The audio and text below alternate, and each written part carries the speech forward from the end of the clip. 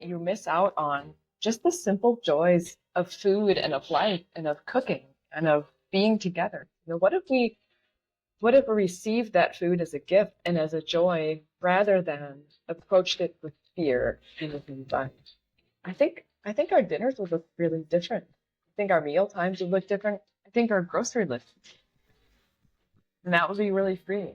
Welcome to Build Beyond, a podcast designed to challenge and guide you on your health journey so that you can meet your full potential. In this episode, I had the pleasure of talking to Rachel Mumme. Rachel is a wife, mother, world traveler, teacher, and entrepreneur. She owns Hillsdale Hearth, a sourdough bakery inspired by her time living in Germany and her desire to connect with people through delicious food. Rachel believes that there is a certain magic and mystery in baking bread. What starts out as humble ingredients comes together over the course of a few days into a transformed substance, something very different than the sum of its parts. I hope you enjoyed this conversation as much as I did. Where I wanted to start with you today, you lived in Germany. We did. And while Jonathan was working on his doctorate. So I don't have that full story. Walk me through living in Germany. Right. So we were living in St. Louis. He was studying at the seminary. So he's actually an ordained minister in the Lutheran Church.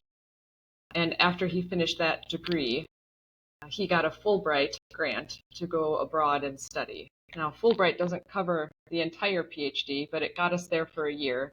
And after that, he continued to get other funding and ways for us to stay. The German PhD was free, which is really nice, except for living costs and the like. So we lived there for 5 years. He did a THD in theology, a theological doctorate. We lived 2.5 years in southern Germany, where the university was, where he was studying in Tübingen. It's a quaint little town. The university is from 1477. Cobblestone streets, you walk everywhere, bike everywhere. A very typical small German town.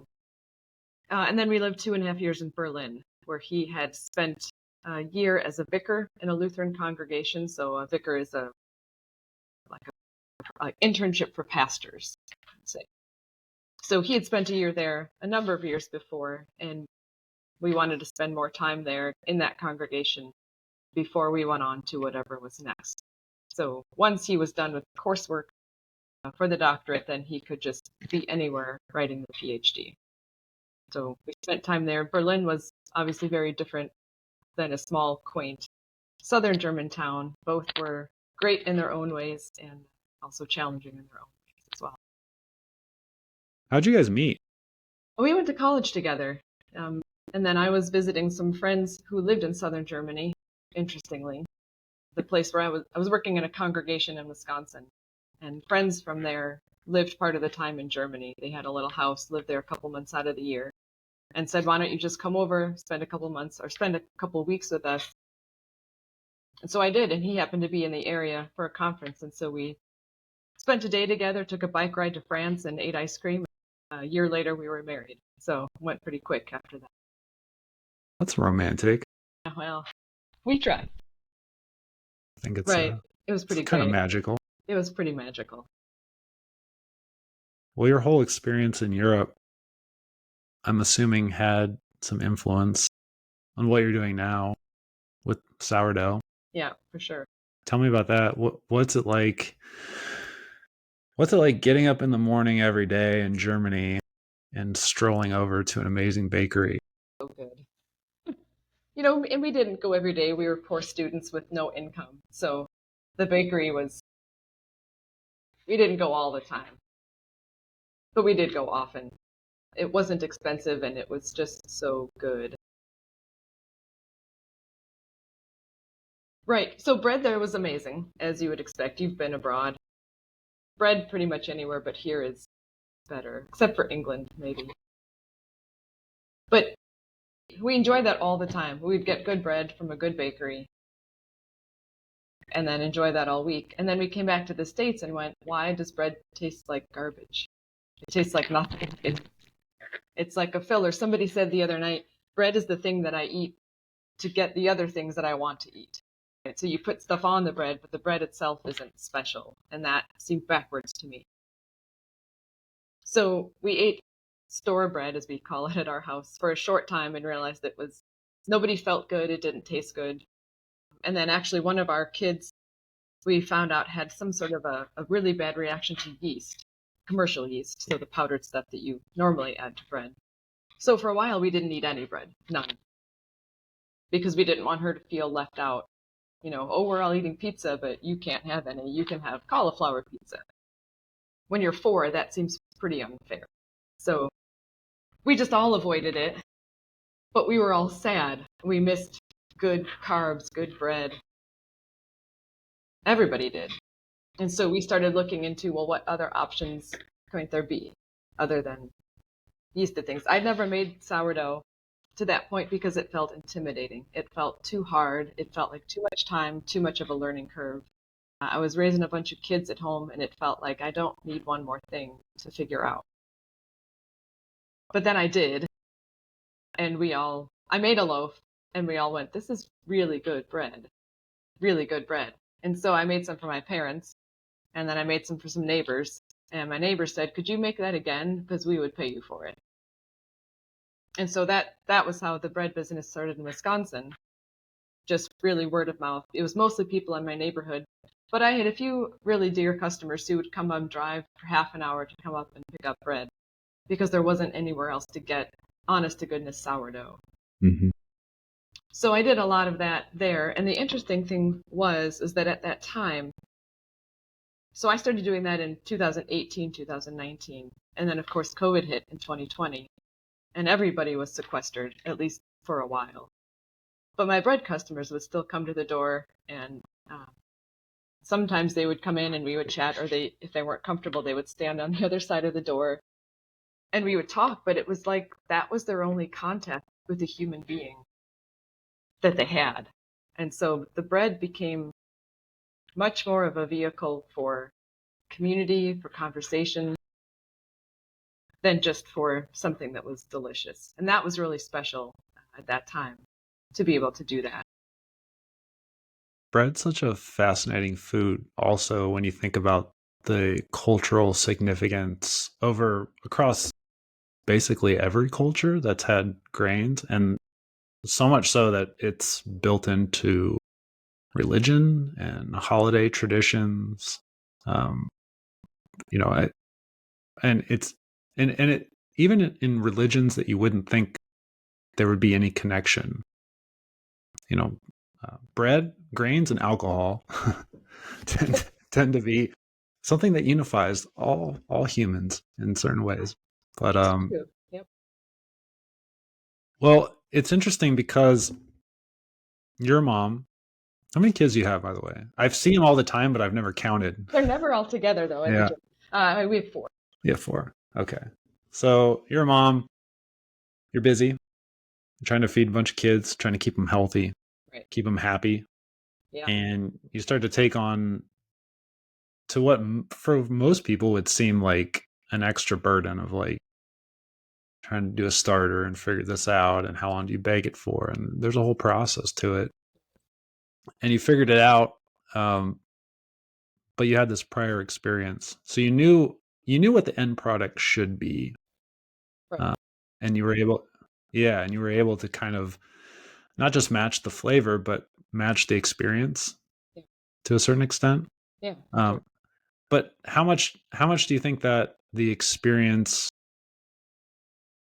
adds to the overall enjoyment of the bread? So, for example, there's no place around here where you can go sit on a beautiful patio in the middle of, a really what something more stereotypically typically European, where like I'm not street with cobblestones. Yeah, I'm not sure if the coffee is actually better in Europe or the experience is just better, but I enjoy coffee more. And it seems like you enjoy simple things a lot more. I think food is so much more than just the nutrients that go into it. I think a lot of people spend a lot of time talking about this food has this many grams of protein and it has this much fiber and it has these macronutrients and micronutrients. And That's not unimportant, but it's not the whole picture. If we only look at food as the thing that nourishes our bodies instead of the thing that nourishes our souls and our families, I think we miss a huge part of what it is and what it does. So enjoyment is a really significant part of that. So whether that's enjoyment at a beautiful cafe in this really picturesque environment, which we can't just snap our fingers and recreate. We can do more of that, right? But we can't just bring a tree-lined cobblestone beautiful street that was built in the 1400s here to Hillsdale. Can I set a beautiful table? Can I put out beautiful food that tastes good but is also good for us? Can I invite people to my table not to create some sort of a beautiful environment in the sense of aesthetics, but the shared group, the shared fellowship, the shared community? That's another kind of beauty as well. And I think when we overlook that, I think we miss a really big part of what food is and what it's meant to do. So are we missing a piece?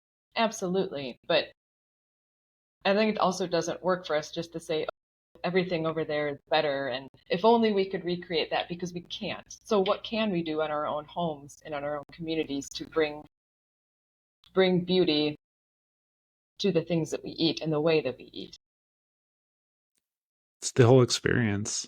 And it's interesting because I think when you look at the quantities of food that we eat, without the experience, what else is there to do but sit there and eat?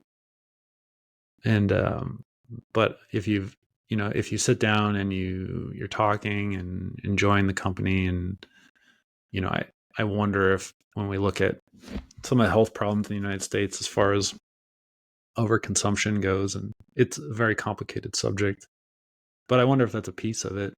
We've lost to a large extent, we've lost some of that experience because we live in a small town here, and if you go to a small town pretty much anywhere in Europe, there won't be as many restaurant options, but there, even the diner is going to be delicious.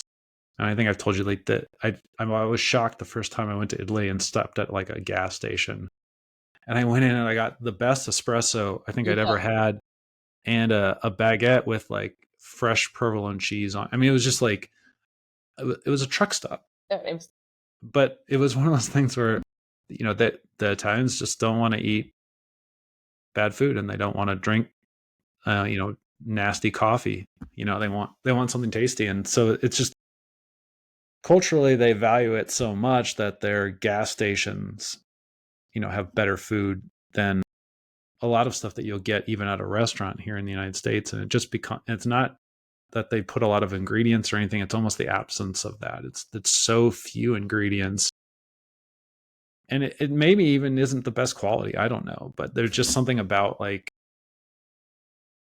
eating food that whoever made it or whoever thought about like this is what's going to be served, that there was some thought put into it, and it's not just like this fast food type culture.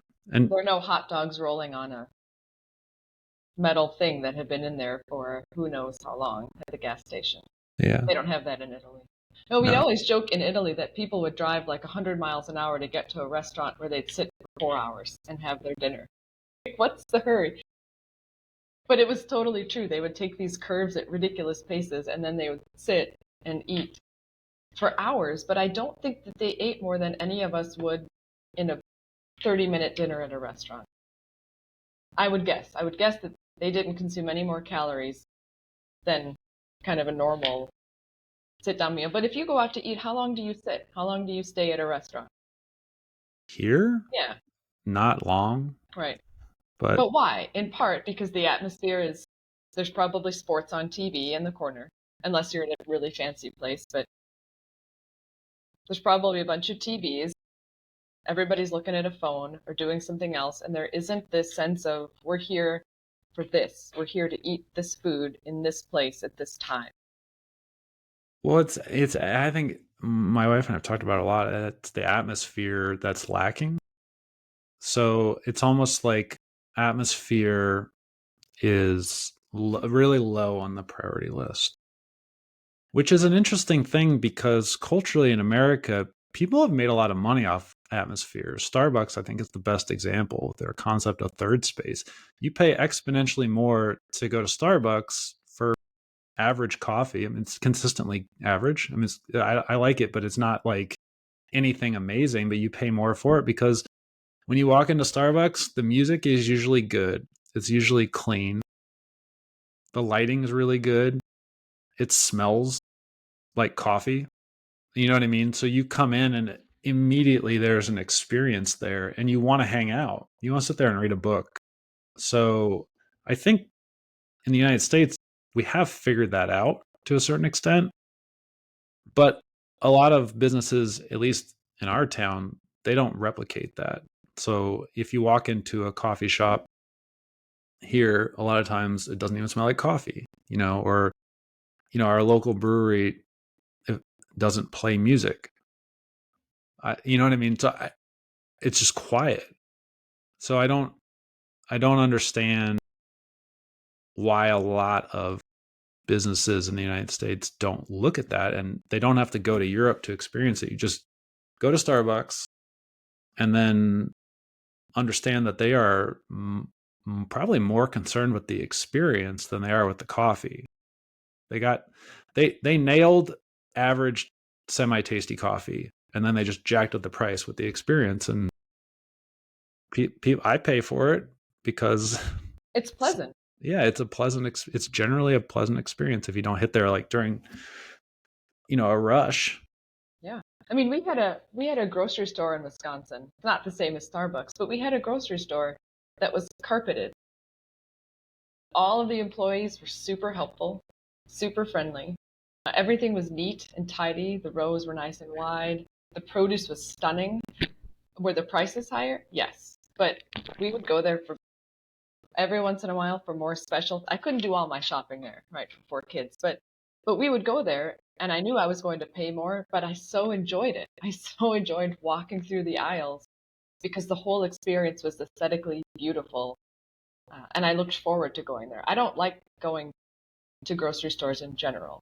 It's more of a chore, but that was like, this is really nice. And there's a cafe and my kids can get gelato and we can watch the lobsters in the tank, which was fun for them. But all of these pieces that I mean, it's like what you're saying. It's more than just the thing that you're consuming. It's more than the coffee. Starbucks it's not just about the coffee. It's about the whole experience, the whole package. Well, how do you cultivate this experience then for your family in your house? I know you talked about tablecloth and things like that, but with little kids, whether they whether they realize that they like it or not, they do. I mean, maybe they're not conscious of it, Right. but obviously you think about it I do. because even subconsciously they're absorbing things. Right. So what's your thought process as far as cultivating that environment and that experience for your kids? Well, you can't do everything. So you could. I can't. I can't make a beautiful dinner and set a beautiful table and make sure everybody looks presentable and comes to the table dressed up or whatever. I can't do all the things. So, especially as the kids have grown, I'm still the main cook in the house, but I put the kids in charge of the table. And then the girls, I 2 older girls and then 2 younger boys. But the girls really like to be in charge. They like to set a beautiful table, make sure the placemats match. And my oldest firstborn, you have to have everything color coordinated, right? You have to have this color plate here and this color plate here, and everything has to be just so. Some of that's personality, but some of that is just she's learned that over the years, that it makes a difference when you sit down if all the placemats are askew and wonky, or if somebody put some thought and some effort into making the table look. We don't have flowers on the table. We're not like we're not somehow extreme, and there's no tablescapes going on in our house. But in our own ways, and now for my kids as they grow in their own ways, they can look at a thing and say, "That's beautiful." It's not perfect, right? This is not Instagram worthy tables. That's not what we're shooting for, but But do people feel welcome at our table? And so we spend a lot of time talking about that. We tend to have a lot of people over for meals. It's something we enjoyed abroad. And we find that didn't happen here. It happens more. In Wisconsin, it didn't happen very often. But having people over has this sense of shared community, shared food. And I find that people talk a lot more over a meal than they do just sitting down on your couch. People say things, they talk about things, they share things they might not otherwise share. And I think that's a really cool thing. And so we do that a lot. When we lived in England, I'm moving a little bit here. When we lived in England, Jonathan was teaching at a house of theological studies that was very international. For meals, we would regularly have 10 to 15, sometimes 20 people over, and probably from 8 or 9 different countries. That was the place we were. And so our oldest, Miranda, who's 13 now, she spent her first couple of years around a table with lots of different kinds of people. And so there was this real beauty there. And we talked a lot then about how do you make people feel welcome in your home? How do you make people feel like you're glad to have them there? Not just here's this thing that I threw together. Sorry, my house is a total wreck. And sometimes it is, and you have to accept that too. Right? I have 4 kids. The house isn't always going to look great. But what do you do around the home to make people feel welcome, make them feel loved, make them feel comfortable, make them feel like this is special, this is a big deal? And so that looks different, I think, in different families and how that plays out. But that's something that we've tried to spend a lot of time talking with the kids about. Usually it ends up looking a lot like, let's get the house clean, put all your toys away, sweep up the dog hair, things like that. But then beyond that, how do you set a beautiful table? When you're thinking about food and you're thinking about a meal, and again, I'm not talking gourmet food. I'm still cooking for a lot of people. And if we have 20 students over for Thanksgiving or Easter, it's still just me doing the cooking. So I have to be reasonable with what I can make. But how do I make that whole experience one that is meaningful for them? Yeah. And I think that's really, food is such a central part of that I think it's really important to do as much of that as we're able. All of this talk about food, we're not talking about macros or calories or anything like that. And I feel like when we talk about food, at least when I talk about food to patients, that's really all we're getting at. And then there's a lot of misleading information, and people make dietary choices for themselves and then for their family, and they do it based on information that may not be valuable. And I'm not gonna say it's bad information, but it may not be usable for them, and then they end up missing out on so many things. Right. So bread is a good example. Yeah. I can't tell you how many people are freaked out about carbs and wheat and all this other stuff. And there are people out there with certain diseases, digestive problems, where yes, they probably shouldn't be eating it. And some people historically have eaten way too much and they need to cut back.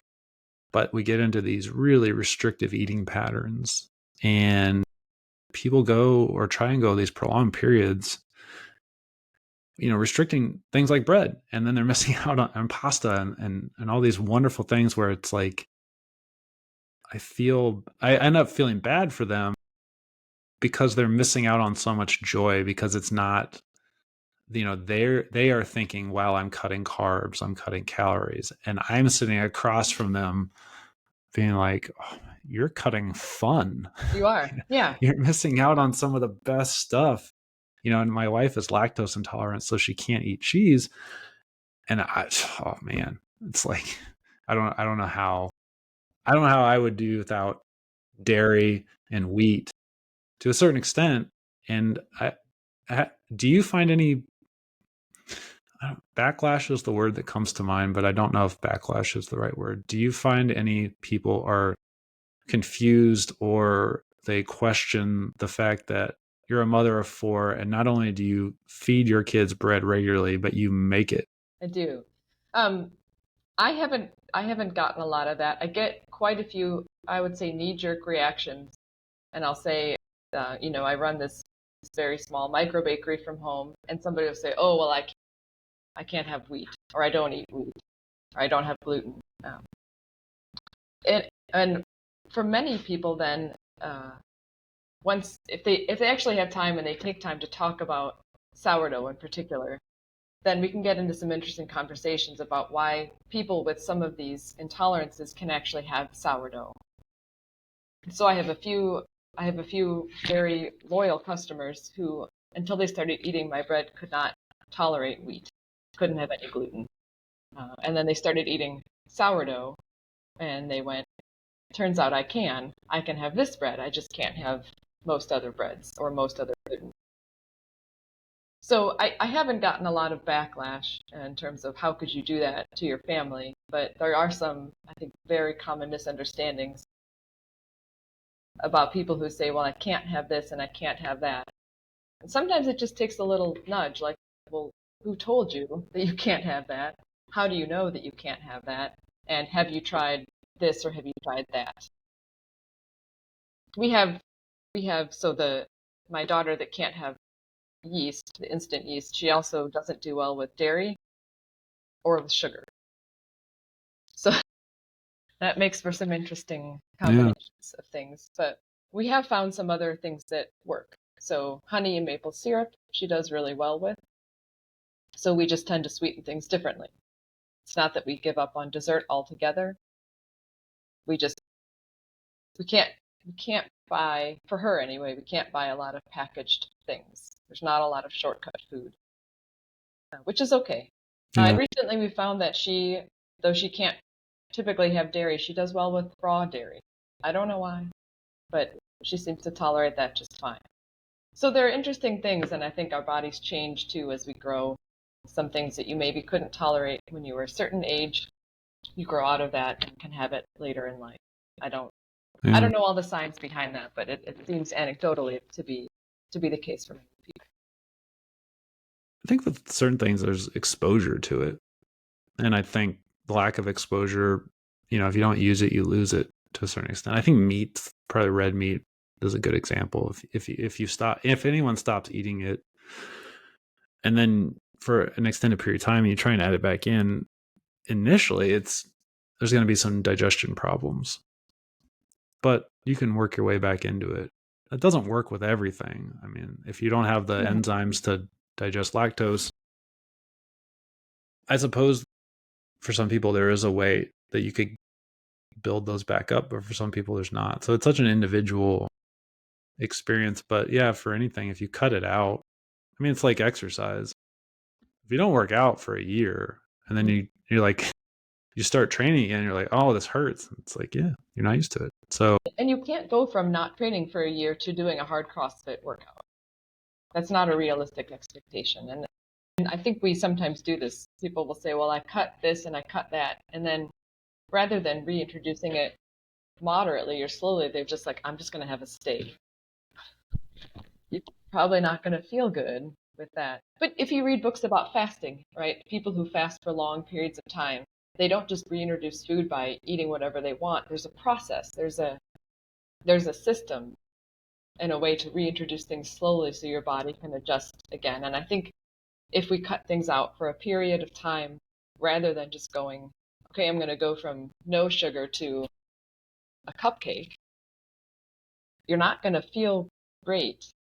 But if you can do that more slowly, I think our bodies, like you said, I think they can learn to adjust to many things. But we have to do it in a sensible way that just lets our bodies adjust naturally. Yeah, it's the all or nothing mentality. It's either good or bad.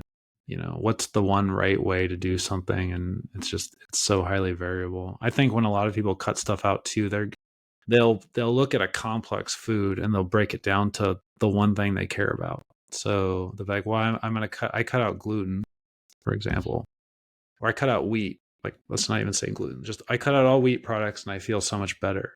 therefore wheat Wheat is must be good. bad for me. And it's like, well, maybe, you know, or, but when you cut out, where it depends on the sources of wheat. If you were just eating a bunch of highly processed types of food, and I'm not trying to demonize highly processed foods, but you tend to eat more calories. So by cutting them out, you probably reduced your total caloric intake, which can make you feel better. You probably cut out a bunch of sugar and a bunch of salt. You cut out a bunch of foods that had very probably low nutritional value, and maybe you replace those with foods that you were getting more vitamins and minerals. Maybe you added more protein and fiber into your diet. So yeah, you cut out wheat, but it wasn't the individual change. There were so many other things.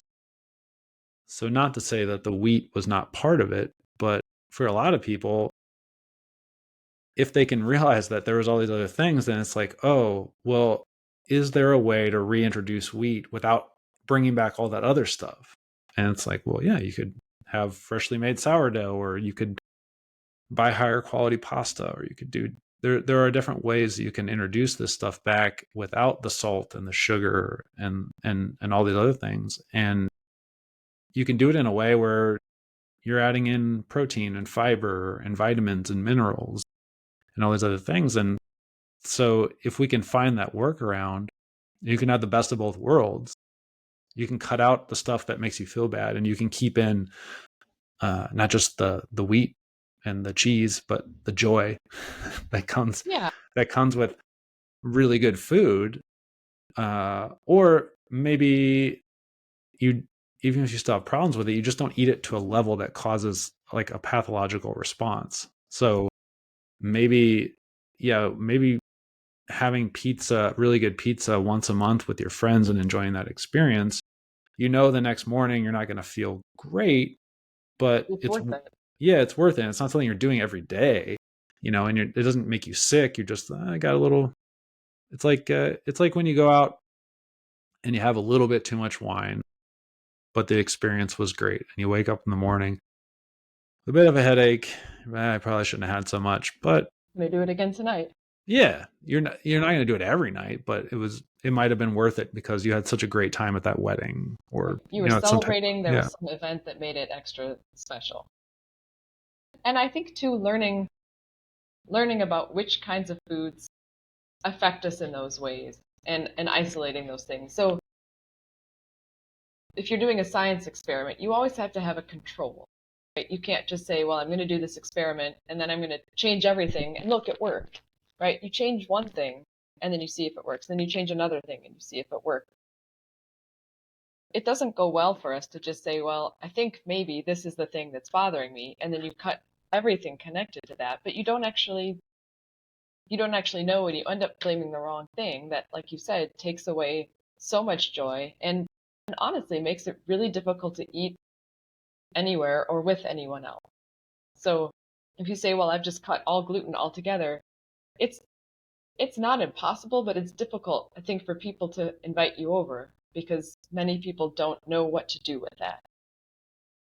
So like if we go to people's homes, I usually bring things for my Liza who can't have a number of things because it's intimidating for people, I think, to say, well, I don't know how to cook without dairy. I don't know how to cook without sugar. What do I do? And for me, it's just become such a routine and so normal that we've figured that out. But I have to remember that that's not normal for everybody. yeah, So thinking through that, but sourdough is such an interesting food because in a lot of ways it acts like a prebiotic, right? The acids in the bread um, start to partially digest the gluten. So people who don't do well with gluten, their bodies are getting the gluten then in a way that it's already more ready for their bodies to digest, if that makes sense. That's maybe the easiest way to describe it. It sounds gross, but it's like a pre-digested bread product in some ways, but it's fermented, and that's what I think fermentation does. But we've so long, not so long, it's trendy now to say, well, I don't do gluten, or I don't have this, or I don't eat bread. But I think if we could switch our focus and say, rather than seeing bread as this thing that's harmful. What if we saw bread actually is the thing that can heal our gut, that can heal some of these insufficiencies that we have in our diet? What if we just totally flipped that on its head? That bread became the answer rather than the problem. That would be really interesting. To take people who say, in general, I don't feel good because I've given these things up, but what if you introduced something really good that still had gluten in it, that people then could eat and say that actually I feel really great when I eat that? Well, and you have this a unique experience though, because you living in Europe for a prolonged period of time, you know what it can be like. And I think maybe that's the disadvantage that a lot of people have, because for most people, when we say bread, they picture white bread that has a shelf life of like 10,000 years. You know what I mean? Yeah. That's their concept of bread. So then if I'm like, hey, maybe you should think about adding wheat. I'm trying to be healthy. So it'd be like saying if football, the sport of football, was just called NFL, and I was like, let's play NFL, and it's like, well, what are you talking about? Are we going to be like, is a 300-pound person going to fold me in half, or are we just going to be tossing the ball? It's just maybe a lack of understanding of what kind of possibilities are out there for bread from a health perspective, because it's only, to your point, only seen as either this filler that it's like what we eat with other stuff, or it's this negative thing that's actually causing harm, when it doesn't have to be either of those. It can be the centerpiece or a big part of the meal. And it can be, to your point, very healthy. Now, where do you get your flour from? There's a bakery in Manchester, so I drive about an hour to go and get it. It's from a company called King Arthur. It's a pretty well-known brand. They sell it at Meijer or at Walmart, but I buy it in 50-pound bags. So I go out there every couple of months, and I come home with about 800 pounds of flour in my minivan. Move the seats around, but it's the thing I like. I like it for a lot of reasons, but it's consistent. It performs the same way all the time. Different kinds of flours have different protein levels. This is all nerdy bread talk, but Yeah. the higher the protein, the stronger the baked good is going to end up being. So if you're making pastry, you don't want a lot of protein, you want low protein so that it's nice and tender and fluffy. If you're making bread, you need the structure for it to rise, so you want higher protein. So if you get some sort of a whatever generic brand, their protein levels aren't going to be as consistent. So you might get something that's labeled bread flour, but it performs one time like bread flour and the next time like pastry flour. Well, how do I make a consistent product if I don't know what I'm getting? So I like them for that reason. And then so that's just bread flour and all-purpose flour. But then I use a lot of whole grains in what I do. I have a grain mill that I bought a couple of years ago, so I actually mill a lot of my own flour. So if there's anything with whole wheat in my breads, it's freshly milled. I mill it the day I'm baking. And that I get from a few different places. Azure Standard is one company that I get some things from. They do a local drop here in Hillsdale with a lot of bulk, organic, all sorts of stuff. And then there's another company, there's a mill in Illinois that sells organic grains. And so I get some things from them. And they have a guy, this is weird. There's a guy in, I think it's Clayton. I'm still getting to know Michigan. I think it's Clayton. Anyway, he's a farmer and he's some sort of a distributor. So he gets these grains and then I go and pick them up from his place. So there's a lot of flour and grains in my basement. So the ingredients obviously matter. This They isn't do. just They do. haphazardly thrown together. You put some thought into Right. not just the flour itself, but the potential protein content of the flour, the source of the flour. Obviously, if you're milling it yourself, which I think, having had your bread, Which honestly, like at this point, when we cut into a new loaf, it's pretty much gone by the next day. Yeah. Because my kids just devour it, and then I'll eat it throughout the day. And it's an interesting thing because I would liken eating your bread to maybe to eating an apple. It doesn't taste that way, but as far as like I could probably eat 2 apples.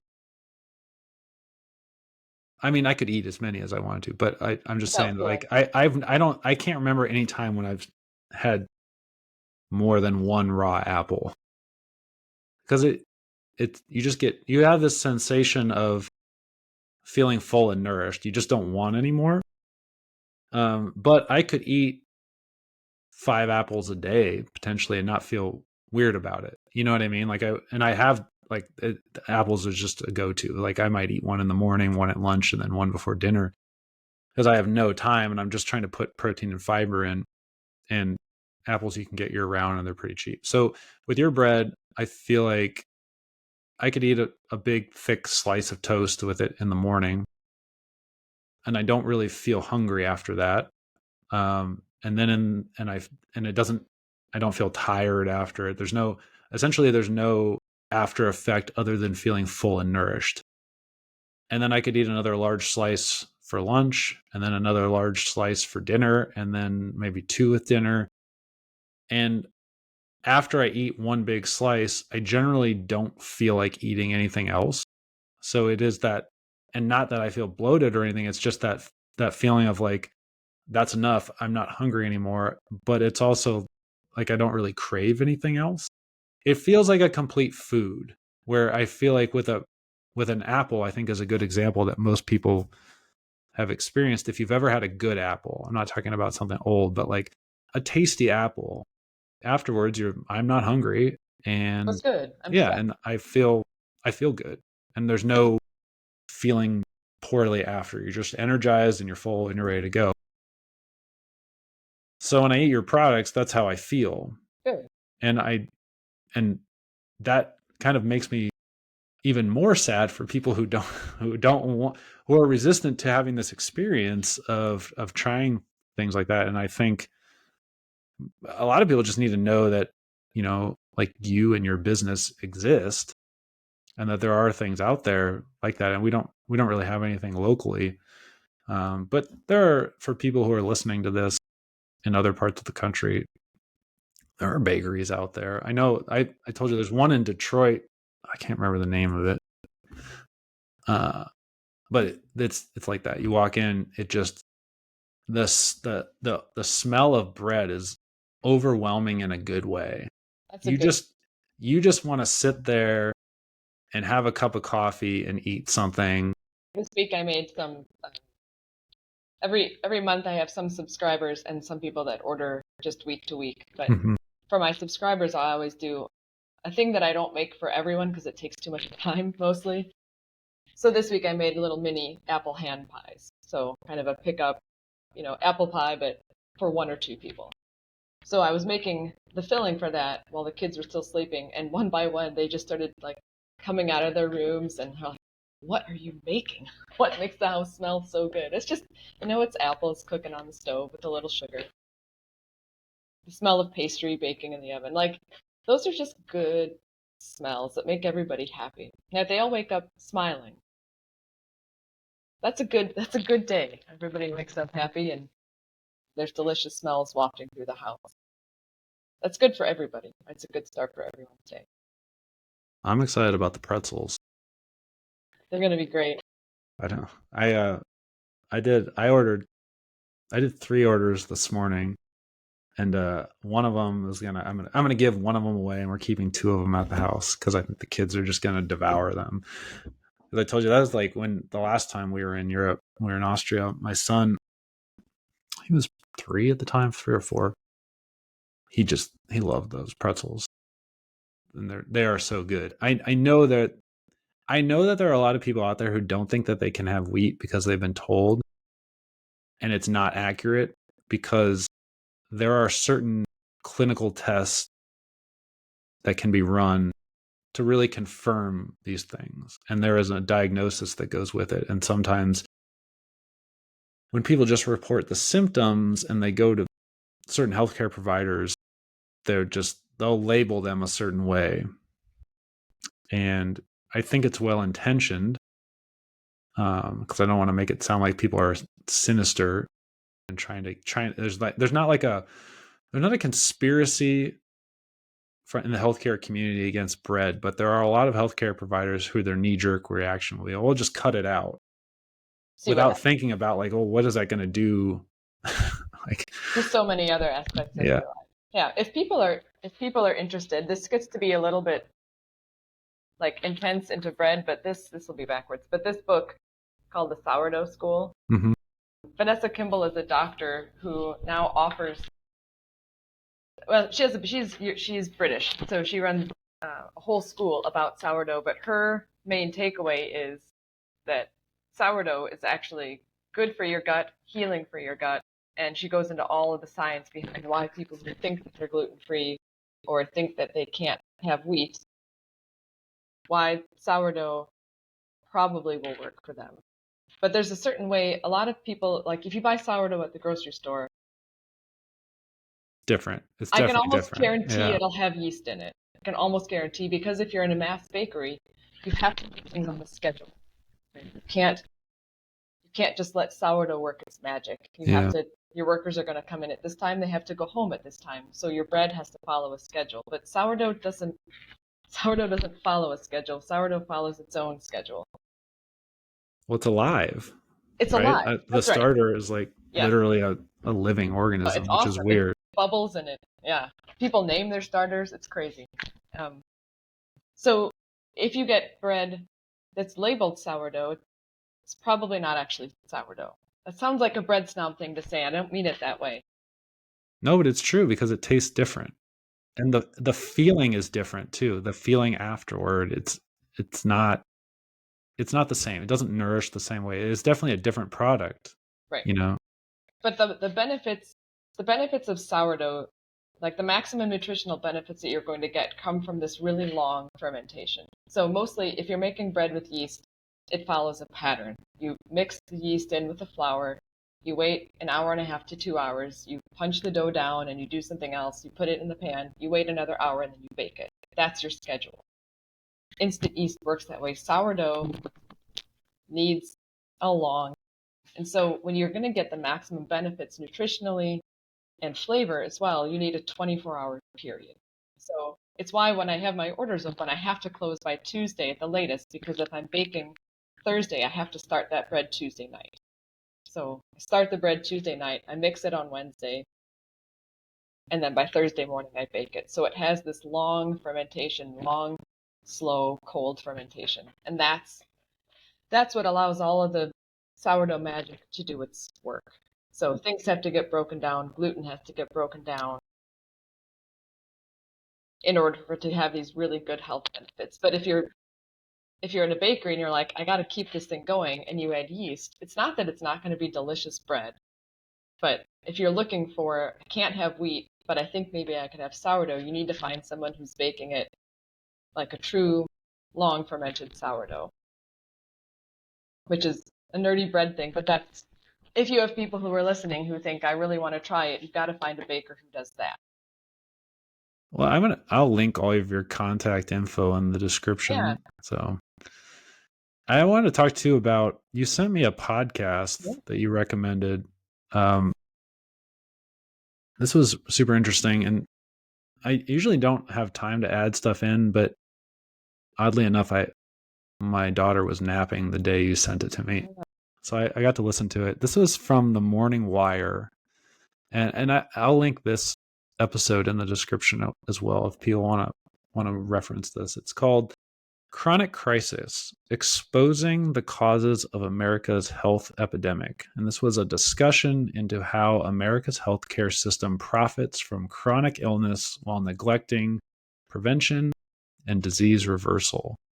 In my opinion, the guests made two key points to me that stood out. They said, food and lifestyle are destroying our metabolic health, And the second point is that people need tools to monitor and improve health over time that don't require healthcare interventions. What about this podcast stood out to you enough to recommend it? As I listened to it, I found myself nodding along a lot, not with everything, but it seemed to me there was a lot of common sense there. So, our ideas and the things that we think about are shaped by experience. So I'll go back to my 10-year-old.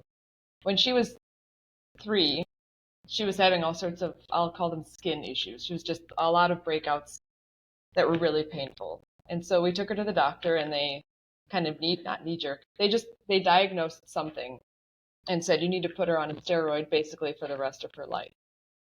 And I said, no, I'm not going to do that. So we started looking at alternative ways to help understand it. End up being changing her diet completely wiped out the problem. Took a long time, but so that's a significant part of that's shaped the way that I think about food and about health. So a lot of what they said to me just made common sense. Eat a well-balanced diet, eat real food, eat less processed food, get outside, enjoy the outdoors, get enough sunshine, move your body. Right? This is all kind of common sense stuff, but it's not a magic bullet that just says, take this pill and you'll feel better. That to me doesn't seem like health care. It seems like the quick solution with a busy doctor who can't spend 45 minutes trying to get to the bottom of what it is that you're going through. And I don't mean that as a criticism against any doctor in particular. That's kind of the system that we have. But again, our time abroad influences that as well. I couldn't get an antibiotic for more than 3 days when I went to my doctor. There were no 10-day courses. It was 3 days and come back and see me. Oh, that's different than what I'm used to. All right, so here's a problem, here's our medication. Like, we see A, we do B, and we expect C to happen.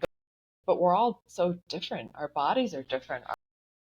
Our health and our lifestyle affects our total health in that whole picture. So to just say, oh, you have high blood pressure, you should take this, it doesn't address the whole person. And I think that's the common sense that I heard in that podcast, which was we have to look at a bigger picture of health and not just take this thing that's going to make you feel better. So if you have a high blood pressure, where is the doctor saying, well, what kind of exercise are you getting? Not just, are you exercising? Check, but are you working with anybody? Are you strength training? What does your cardio routine look like? Are they asking those questions? What about your stress level? What kinds of things are happening in your life that might also affect that blood pressure? Yeah. So thinking about this bigger picture of health, I think is really essential. And we talk about health, but sometimes that just is so limited into one area. We might just talk about physical health. Well, that's important, but if somebody's struggling with overeating or is overweight, just for example, is anybody looking at their mental health? How does our mental health or our emotional health affect our physical health? I think those things are so interconnected, and I'm not an expert, and I'm sure people have written books on all of that. But if we're not looking at that big picture and we're just going to a doctor who says, take this, I think we do ourselves a disservice in not looking at a bigger picture of who we are as people and how all of those different kinds of health affect our overall well-being. So those are some of the common sense things I heard, like move, get outside, get sunshine, eat a well-balanced diet. It's Michael Pollan. He's he's a well-known food author who had a really simple thesis, which was eat real food, mostly plants, not too much. Like, there's no fad diets, there's no avoid this and avoid that, there's no guilt over eating the brownie or the other thing, but like, think about your food in that way. So those were some of the things that I took away. What did you take away from it as you listened to it? I'm always super curious about how, like, someone like my wife would experience this, just because I have patients who listen to these things and then they make decisions based off of this. So the way I look at these types of interviews is whenever you have opposing opinions, there's one opinion, there's the other opinion, and then there's the truth somewhere in between. Sorry.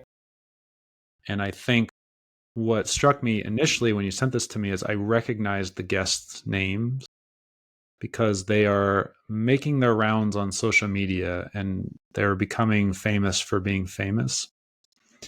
And it's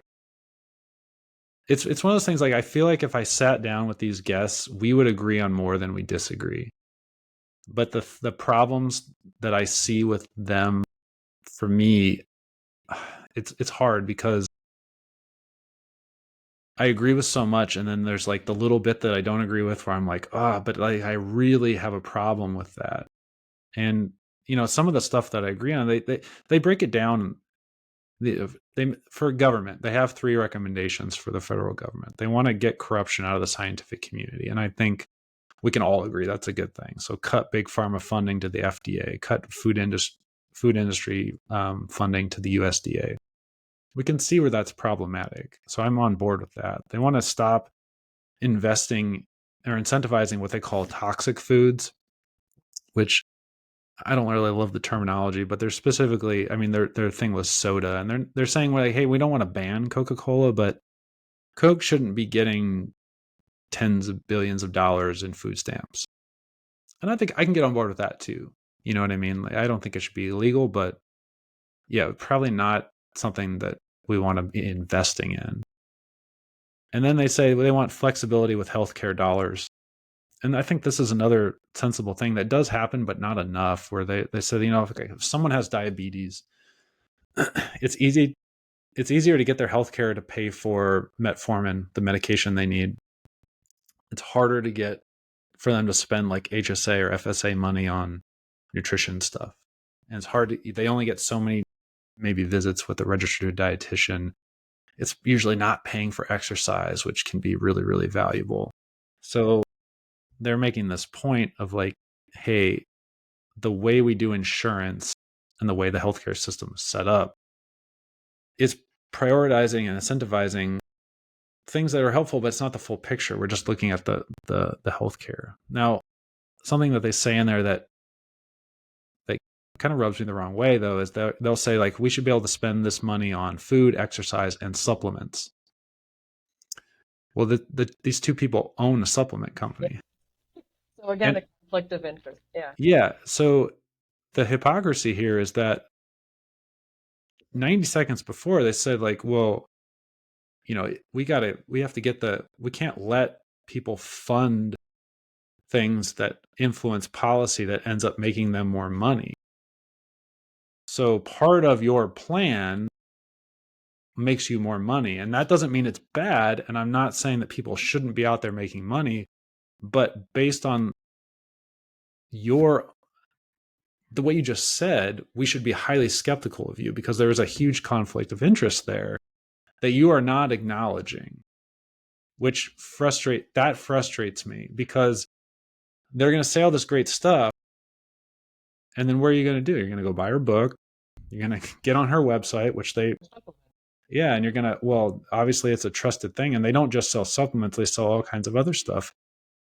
And there's so many problems with that. And but then they roll into their recommendations for the individual, which again, you've already highlighted them. I agree with. You want to get outside and get some sunshine, move your bodies. It's not just exercise, but it's just general physical activity, and you want to manage your stress.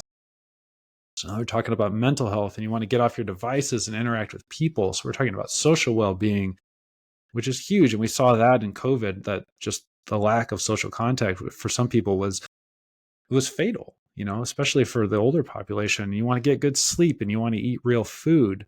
But I think once they go down this food route, it's like, yeah, I agree conceptually, but the specifics of what they're talking about, to me, it's what is real food?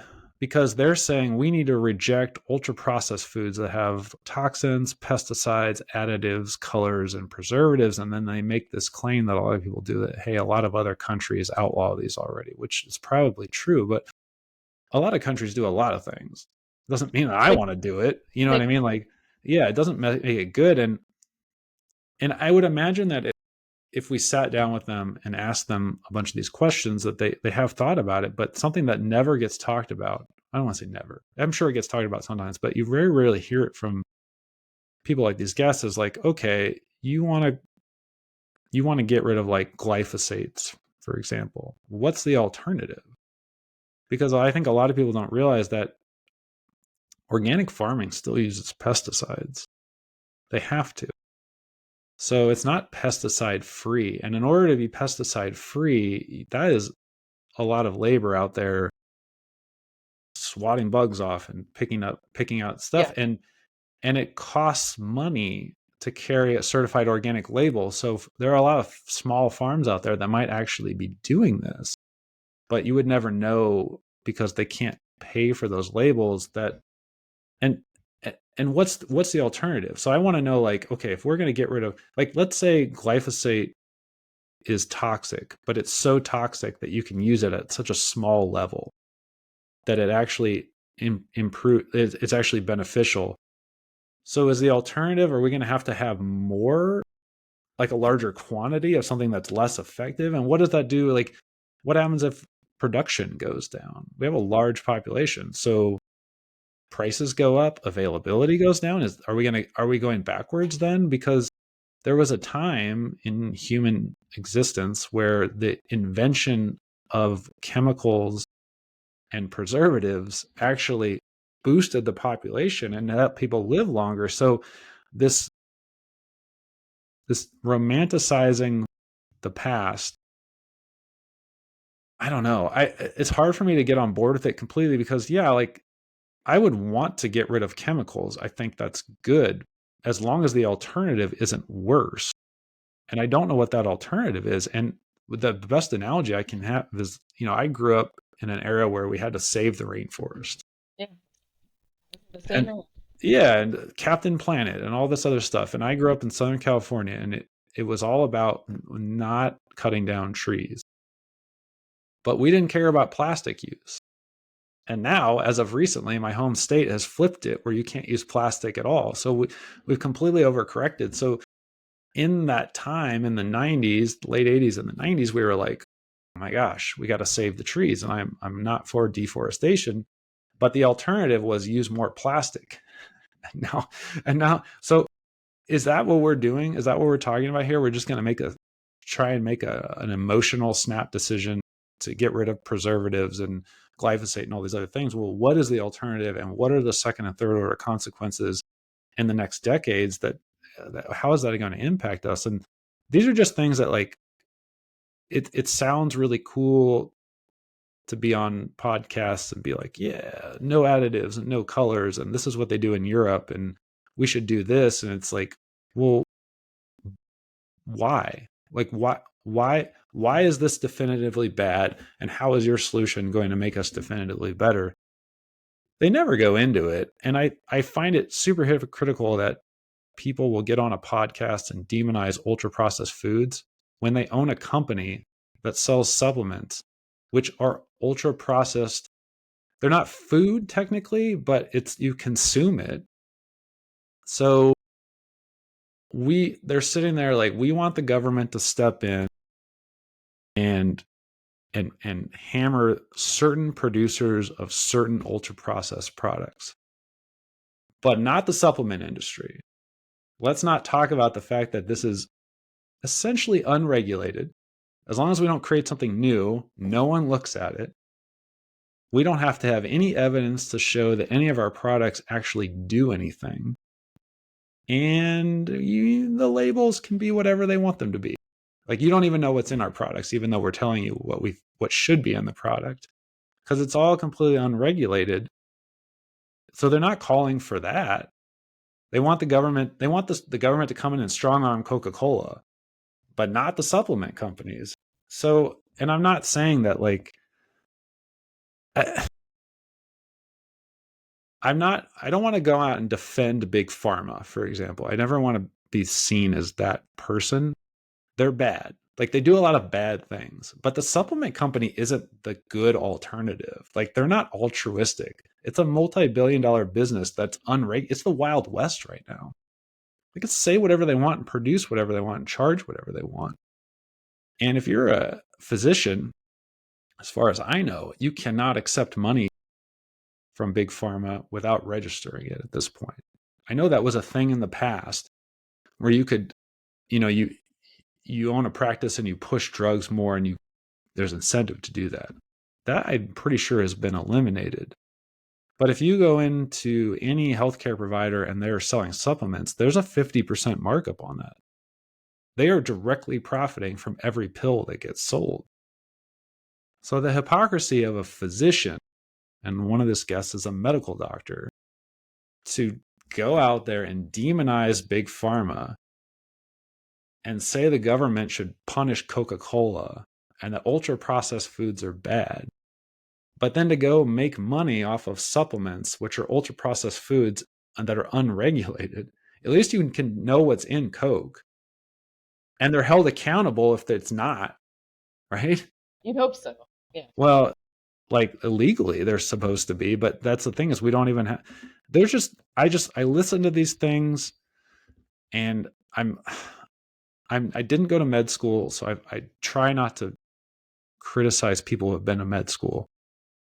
But when a medical doctor steps out of medicine and steps into alternative medicine, which is where I live, I think they open themselves up to constructive criticism. And alternative healthcare, we are really good at marketing. Like really good at marketing and sales. And there's some tactics here that are, it's not like we have classes that get taught, but over years, I mean, if you're gonna sell something that doesn't work, I'm not saying alternative healthcare doesn't work, but a lot of it, there is no evidence to show that there's any benefit. But it doesn't. If you're taking a supplement that boosts your immune system, the question would be that compared to a control group and a placebo, do people who take the supplement actually get sick less? And the answer is no. I don't know of any. I think the best shot you have is with vitamin C, but I think even that data, it's not as straightforward as you'd think it would be. But so that's the big question. And now, if you're going to sell something that probably doesn't have an effect, the first thing you got to do, and the people in this podcast did it, you have to demonize the status quo.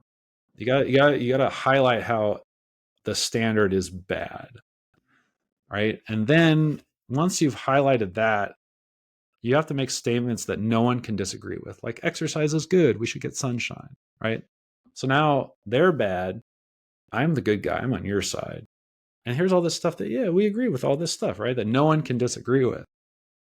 And then in that, once you have established yourself as the good guy for the people, and you've said a bunch of stuff no one can disagree with, then you start sprinkling in the pseudoscience. Like, we should eat real food, right? Yeah. And supplements. And then you go on and exercise. You know what I mean? Like, they do it so well. And it's hard because I don't want to say that they shouldn't be out there making money, but it's just hypocritical. I don't know. And ultimately, does it hurt anybody? No, because most of the stuff that they sell has no therapeutic effect. That's why it's not a drug. Because the FDA, if the FDA could, if there was a therapeutic effect, the FDA would know and they would regulate it. Sadly, I mean, it's terrible to say, but it is the way it is. So if you can buy something, a vitamin over the counter, it's probably not that good, to be honest. And there are times when you're going to need supplements, but usually those are connected to very specific pathologies. So, diabetics, I think there's some research out there showing how vitamin D really benefits diabetics. And vitamin D is a good one. Like if you have osteoporosis, you got a bone problem, I think there's a lot of requirements before you can take certain medications, prescription medications, that you also have to be supplementing with vitamin D. If you are scurvy is a real thing. It does happen. It's not just something in Pirates of the Caribbean. So if you find yourself with a vitamin C, a severe vitamin C deficiency, you know, supplementing vitamin C is probably going to be good. So there are certain times when supplements can be great. And I use supplements. I supplement with protein because there are some days that I cannot meet the RDA. With my schedule, I have to take a protein supplement. And at my age, I'm really concerned about maintaining muscle mass. So I supplement with creatine. So I don't want to sound like I'm anti-supplement, but the problem with this is that people feel scared. It's a fear-mongering tactic where you should be freaked out about the glyphosates, and you should be scared of wheat, you should be scared of gluten, and you should be scared of this, and you should be scared of that. And you can prey upon people who have already fallen through the cracks in the healthcare system. So like someone whose kid has a skin problem, and the only option they've been giving is lifelong steroids. Well, that's an easy sell. That's you got to target that person. And I don't think that most alternative healthcare providers or people, even like these people on the podcast, are out there thinking like, how can we scam people? Like, I don't want to make it sound like it's that, but I don't know if they truly understand the ramifications of what happens when someone looks at all this and is like, oh man, I've got to take this supplement and this supplement and this supplement. I can't eat gluten. I can't eat wheat. If I eat too much red meat, I'm going to die. I can't do this. I can't do that. You know what I mean? Like there's toxins in this and there's this and that. And then they start to like mentally, to go back to your point with like the connection between food and mental health. It's like food should augment positive mental health things like connecting with people and joy and all these other things. And it ends up being the source for a lot of people of just stress, and fear, like, especially like when you have a kid, a baby, it's your first kid, and you're like, well, what is this baby food going to be toxic because it's got this in it? And there's so much stuff that can get in your head. And that's my problem with these people. And again, I agree with like 99% of what they're saying. It's the nuance. So I think if anyone's listening to this and you go listen to that podcast, I would look at their recommendations and I would support all of those. And I would look at the recommendations for the federal government and I would say, you want my opinion? I'm going to vote for people who want to vote for those, who want to lobby for those things. Because I think all of that's important. But in the day to day, like the living, I am not thinking about if there's glyphosate in my food. And I am not thinking about a lot of these things because I would go crazy. You know what I mean? Like I would lose my mind.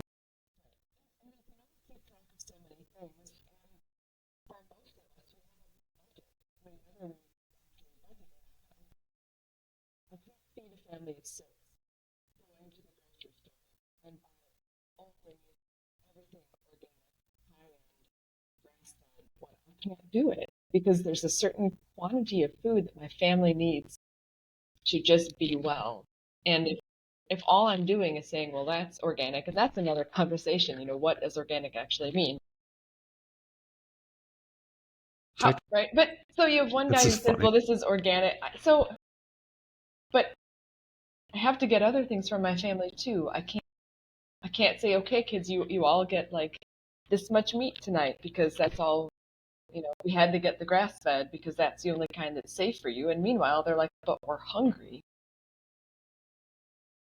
Like I have to live within a budget of my time, of my finances, of my just mental well-being to say, okay, I can't do all the things. Yeah. But and this gets back to where food, if all we're doing is thinking about here are all the bad things in this food and here are all the ways that this food is going to kill me, man, like you're going to hit a point and just go, screw it all. I'm just going to go eat donuts because I know those are going to kill me. So I might as well enjoy it. If everything else is probably bad for me anyway, let's just eat all the garbage food because it's too complicated. It is too hard to figure out. So instead of that, let's just get back to some normal common sense. Things come in and out, right? For a while, eggs were they were the worst, right? You can't eat eggs because they're going to raise your cholesterol. Well, now eggs are really good for you, but only certain kinds of eggs. Like who can keep track of all of that? So I tend to think, seed oils now. yeah, right. And who knows? Like, there's probably some truth in a lot of that, but I can't keep up with the trends, and quite honestly, I'm not that interested in keeping up with trends. So if it's a real, and I real foods by like, I don't know, ultra processed has all these, but pasta's ultra processed, right? And I still buy pasta because I don't want to make pasta by hand. It's too much work to do it all the time. What if we just tried to have some normal guidelines, like make most of your food come from the outer edges of the grocery store. If you get to 70% of the food that you're eating, 80% that's fruits and vegetables and meat and dairy and things that aren't in a box that could sit on your shelf for 5 years and still look the same, that seems pretty good to me, right? If your caloric intake isn't super high above, the amount of calories that you're burning because you're active and you're moving around, like, job, Yeah. I don't know. I think we should enjoy the things that we're doing and try to be reasonable about them rather than live in the sphere of, well, that one had food dye and that one wasn't organic and, well, that one wasn't grass fed, so I'm not going to let that come to my table. Just enjoy what you eat and people that you're eating it. I think that's the unintentional consequence of some of these conversations on podcasts or on social media, where people, if you don't do this every day, you don't produce food, or you're not a healthcare provider, you don't think about these things. You don't get the nuance to it. And it's just literally, oh, I shouldn't do this. And when that stacks up and you're just getting that from every angle, there's all these things that you shouldn't do and you shouldn't eat. It's like you end up just with nothing. And then not only is it hard, but there's no joy in it.